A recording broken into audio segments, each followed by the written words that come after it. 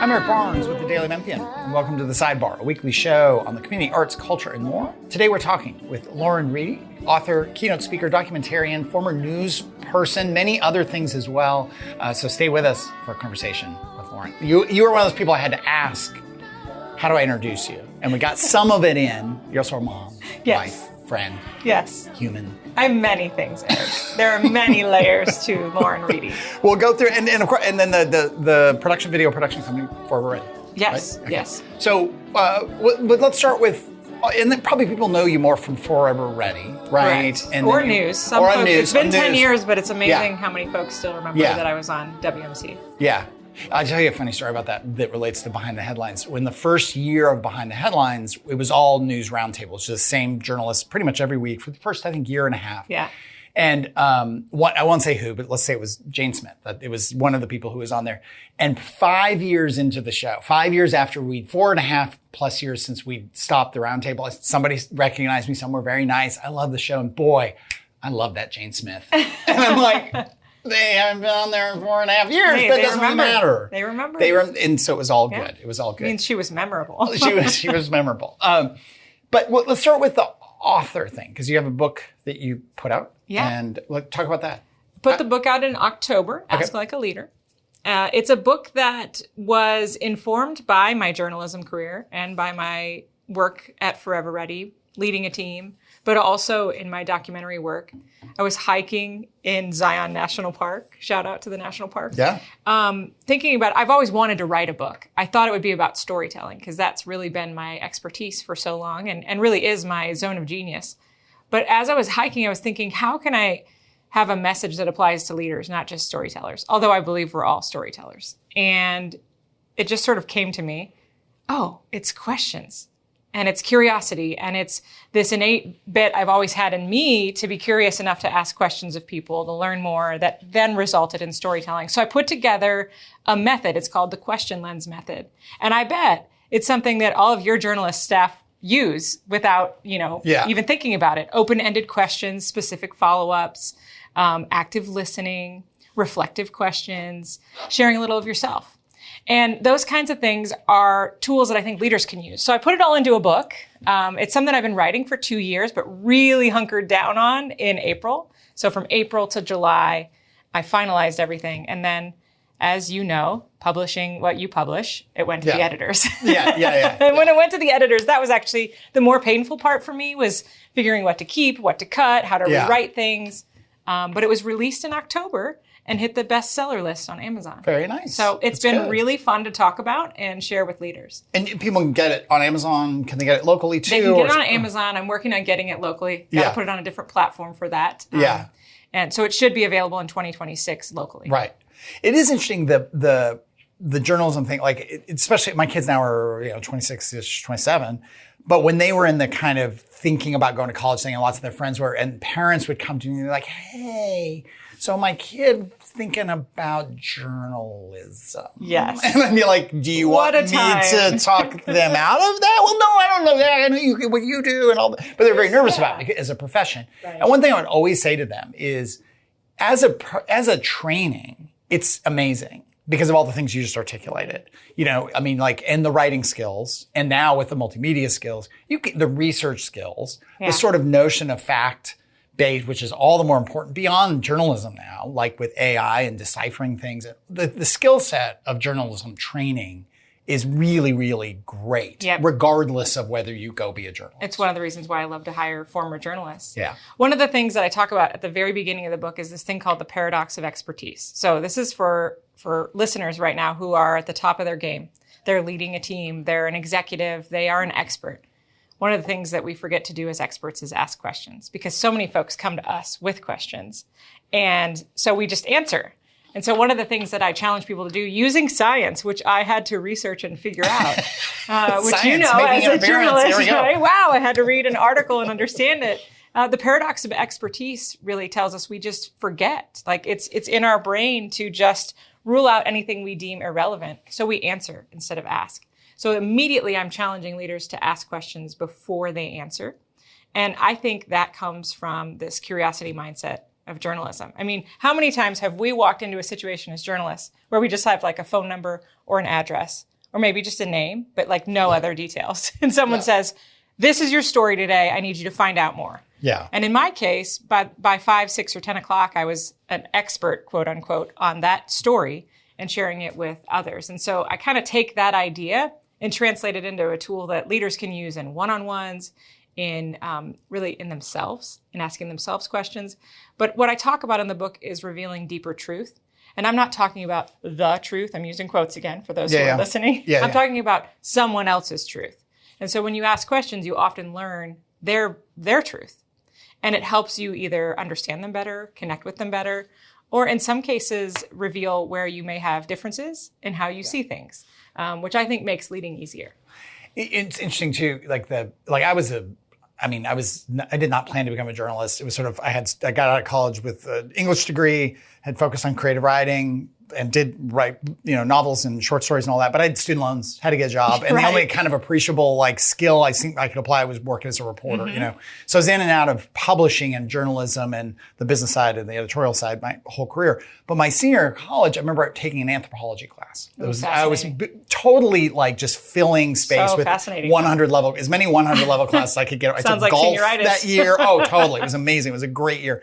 And I loved this 100 level anthropology course and realized, man, that's what I should have done. Not to have become an anthropologist, but in terms of writing and all the things you're talking about, anthropology at its best is kind of step back a little bit, ask a lot of questions, understand the cultural situation, whether that's a company, an office dynamic, a continent, a religion, a whole political belief, just kind of take yourself back a little bit, listen more, but also then learn and then understand, and don't be afraid to say, well, that's wrong and that's right. But don't knee jerk it. Yeah. And that part of anthropology, not that people then think archaeology, which that's a whole other thing and it's great, whatever. But that whole notion of anthropology is really fascinating and really applicable to all this stuff. It's interesting you say that college course, because for me, where I see this applying, I agree with you on that. But I also think that philosophy plays a role in this. And I went to a Catholic liberal arts college. I had to study philosophy. I loved philosophy. I didn't realize I had such a love for this deep exploration of why. And what I figured out when I was reading and writing this book is that there's a lot of philosophy ideas in questioning and in curiosity and being okay not knowing all the answers. So yes to that, and also philosophy. And I think we're all headed into holidays, right? And we all know that this country is divided as ever. Yep. And to me, the way to get through that and still continue to love the people we love is through curiosity. Yeah. And I'm not saying dive right into politics at your kitchen table. Right. But I do think to better understand where people are coming from, asking questions like, why is this so important to you? Yeah. And what does this mean to you personally? And that reveals a lot more. And we may not agree, but now I better understand where you're coming from. And some people will probably have a little PTSD right now because this is going to air after Thanksgiving. Oh, yeah. We're recording it Tuesday morning before. But we got a few more coming up. But grade yourself based on the criteria that Lauren laid out. How did you do that? And you got one more chance here around Christmas and so on. And again, we're here with Lauren Reedy from Forever Ready Video Productions. She's done documentaries. She was on local TV news here and elsewhere for a decade. Yeah. And an author of the book, Ask Like a Leader. You can get it on Amazon, or soon you'll be able to get it in Memphis. Wait, you just said something that made me, it reminded me. This morning I was listening to a couple months old interview on The Daily, the New York Times Daily. It's actually their interview show called The Interview with Jimmy Wales, the co-founder of Wikipedia. And it is the most interesting conversation, not just specifically about Wikipedia, but their approach and how they try to get to the truth with a kind of army of researcher, editor, this collective of people. He doesn't claim he's very proud of what it does, but he's also look, it evolves and people respond and there's a whole process, but we have to find some truth and we have to have sources. And he has a really interesting take on local news and the importance of local news and journalistic objectivity and not having bias. And it's just this really thoughtful conversation about the kinds of things you're talking about. And we all have it, right? Yeah, we all have some level of it, but questions are the root of how we figure it out. Yeah. The other thing there's an interesting thing where he's obviously a guy who was ahead of his time in technology, but he's like, AI is not working. I use it for things, but you can't, it's so not there. And it was a really interesting takedown of that of this is the place that we can just, a lot of AI models were trained on Wikipedia and all that. And he, talks about all that stuff. But it's an interesting, there's so much hallucination. There's so much lack of facts. Yeah. It can be really useful. And he talks about where it's useful, like he's a cook and he does this other stuff. It's super useful as a tool. But if you're just looking for a truth or an objective, that is not the place that's going to just snap and give you the answer. One of the things I've been talking a lot about is that AI lacks the wisdom of a human. Yeah. And that is what we gain in inquiry and curiosity, is more wisdom. And wisdom it's not always based on fact. It's based on experience and conversations we've had and things like that. And so that to me is the way we decipher an AI world and keep it real. Yeah. I go my whole Except AI someday thing. somebody's going to do a whole podcast with both of our voices. I know. I'm going to take all the things we've ever written and make it sound like us. My kids and I have literally talked. My son, who's a programmer, uses a lot of AI and works for a kind of AI adjacent company right now. He did say 2 years ago, he was like, there's enough audio of you around, Dad, that we need to talk about these horrible, they're not common, but they're not totally rare. They're not impossible. Is these people, they take the voices and they'll call up a family member and say, hey, I've been kidnapped and you got to send this money. And so he's like, we need a safe word. My family talked about that too. Of course. Well, if you're kind of close to this stuff and you have enough of that public personality and people kind of sort of know you and then you've recorded enough stuff. Robbie Grant at YXR, the executive director, I always forget his official title, but he said I took a few minutes of a podcast of me and sent me this audio of me saying all these things. I played it for my girlfriend in the car. She's like, why are you saying those things? I go, I was just testing some stuff in the studio. She did not know it was audio. It was AI. It just sounded weird. Yeah. It sounded like, why would you be saying that? And Robbie was like, that took 5 minutes. To do it. Let me take a second and update everyone that, again, we're here with Lauren Reedy. We'll talk more about news. We'll talk about documentaries. We'll talk more about the book. And I'll remind everyone I'm Eric Barnes. This is The Sidebar. It airs on WYXR 91.7 every Thursday at 11:30, focused on the community, arts, culture, everything in between. But it's not just a radio show. It's one of many podcasts we do at the Daily Memphian, including our morning podcast, the AMDM, put together by Natalie Van Gundy, who's sitting here producing this show, and as well as Mary Cacciola, our editorial director. We also have the Memphis Grizzlies podcast, normally with Drew Hill, who's out on paternity leave. Congratulations, Drew and his wife. Chris Harrington is hosting while he's gone. We also have our food podcast, Soundbites, hosted by Holly Whitfield, and Soundbites airs on WYXR every Thursday at 11, right before the sidebar. We also, I mentioned Behind the Headlines at the very beginning of this. We do host the podcast version of Behind the Headlines, the TV show we produce with the folks at WKNO every week. All of our podcasts are on the Daily Memphian site, as well as iTunes, Spotify, YouTube, or wherever you get your podcasts. You can also get the WYXR shows at WYXR.org or on the WYXR app. That includes all the shows, talk and music, archives of the music shows, archives of the talk shows from all the many DJs who work and give their time to WYXR. WYXR is nonprofit, listener-supported radio, so consider becoming a member, consider a one-off donation. That is really what keeps things going. And also, if you're not a paid subscriber to the Daily Memphian, do consider becoming one. We're the largest newsroom in the region, nearly 40 people, plus another 10, plus many freelancers and contractors. And paid subscriptions pay for about half of what we do, and advertising and events about a third of what we do, and donations, because we are a nonprofit, covers the rest. Coming up soon on the sidebar is the folks from Merit Academy, one of the a really acclaimed charter school in town. We recently had the folks from Every Story, you know it as Playback Memphis, which is kind of gets into what we're talking about with Lauren in terms of asking and listening and all that kind of stuff. It was a great conversation with Virginia Reed Murphy. And we had Katie Smythe on from Mem Arts. They're trying to take over, or they've got an option to buy the old Humes Middle School and turn it into a middle and high school arts-focused school here in Memphis. Behind the headlines this week, we've got County Mayor Lee Harris. And coming up next week, I think it is, we've got Mike for the food bank, all the community services through the county. And we try to do that every time around the holidays on Behind the Headlines. But this year, particularly given all the federal cuts, it's that much more important. And recently on Behind the Headlines, we had Justin Pearson, the state rep, who has declared his candidacy for U.S. Congress against Steve Cohen, who also was on a show separately, although we hope to get them both on the show in some form or fashion in 2026 as a debate or a conversation between the two of them. And we recently had the interim superintendent from Memphis Shelby County Schools, Roderick Richmond. Last bit of housekeeping. Our commercial real estate seminar is today when this airs, December 4th at 3 p.m. at the Botanic Garden.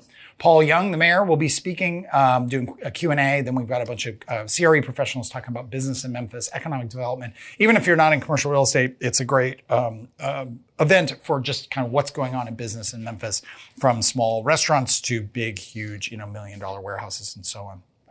If you're listening to this and you missed that, there'll be video of that on YouTube or on the Daily Memphian coming up soon. Video that will be of a very, very high quality, as it will be produced by Lauren Reedy. Hey, I can't, it's forever ready. My team's doing that. I can't take any credit. That is my team doing a great job for you. You guys do a great job. And your husband usually is there, and the rest of the team. And I should also disclose that, because you've filmed those for us for... It's been a while, yeah. Since... but even before COVID or after COVID? After COVID. Yeah, after COVID, and when you moved everything to Memphis Botanic. But okay, that's when it was. That's right, from the Bronx. Yeah.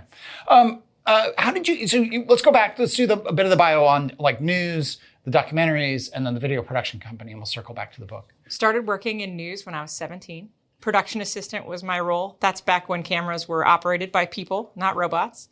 I was a floor director. Ran tapes up to master control, sorted scripts for anchors, really got engrossed in the newsroom. And in between newscasts, I would hang out with reporters and photographers and editors. And I learned everything about storytelling from them.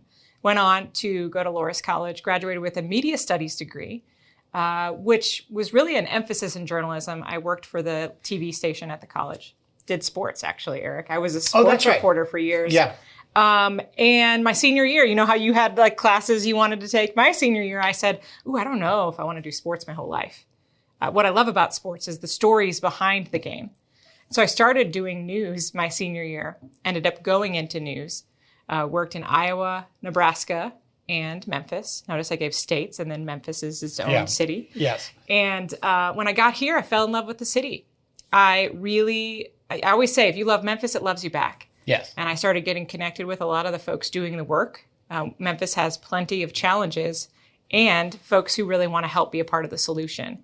And that's what sort of led me out of news. It was the day-to-day sort of breaking news cycle that happens in television. And I was getting real tired of being in front of crime tape and not telling you how you can be a part of the solution, and not and scaring people at the time. That was, TV news, breaking news, everybody turns to their TVs. Again, that was a decade ago.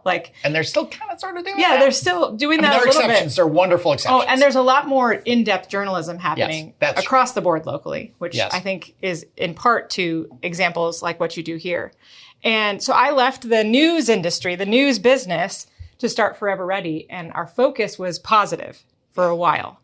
Then I realized positive is great, but we got to get to solutions still. And so it's matured and grown over the years. Now we do a lot of brand storytelling and documentary work for nonprofits. We've helped raise more than $18 million in video-driven fundraising. And we've changed a Tennessee law that requires child interrogations to be recorded by law enforcement across the state. That was not a law, believe it or not, until March of last year. And so the work is now rooted in action and inspiration, and giving people a reason or to help, to be a part of the change, but also maybe changing some hearts, transforming some perspectives, and giving really that first-person view of challenges we face. How is stuff, even in the last 5 to 10 years, how has video changed? So much. Yeah. The quality is easier. The cameras are smaller. The crews are smaller. We don't, Natalie's what crew? It's just Natalie, right? Everything is sort of shrunk a bit. And that's not to say we don't need the big stuff, but what we've done is sort of take this hybrid version that mirrors journalism and production into this really high quality piece that's not over the top, overly highly produced, and still really well done and impactful. Cameras are changing all the time. We're kind of to the point now where 4K is just 4K and that's what you do, but they're releasing cameras that are 8K and, it's like my eyes can only see so much. Yeah, right. At some point we're in our not yet finished studio in our new office, but we'll start doing video podcasts of all this in 2026. And the cameras, I'm not saying they're not nothing, but they're really inexpensive. Yeah. And they'll be 3 cameras we're putting in here on the wall, little video joysticks, and now we'll do it all. And it's so much more accessible. Although let's give Natalie a shout out for all the work she's doing to make that happen. But one of the things that I say, and I hope this is helpful for all listeners, is that the best camera you have is the one on you right now. Yeah. I mean, I was just at an event the other day and I had a very tiny little camera and I shot it anyway because I don't need a nice cinema lens to capture this beautiful moment and share it with someone. And so, you know, if you're out there listening, you're going, oh, I need all this stuff to be a good storyteller. No, you don't. Yeah. You just need to be curious and you need to use the camera you have. And if you want to upgrade, heck yeah, there's plenty of options. But I mean, my cell phone captures as many things as my nice cameras. It is. It's shocking because I still remember, and I mentioned, this isn't picking on them. This is very true, especially in PBS, public television space.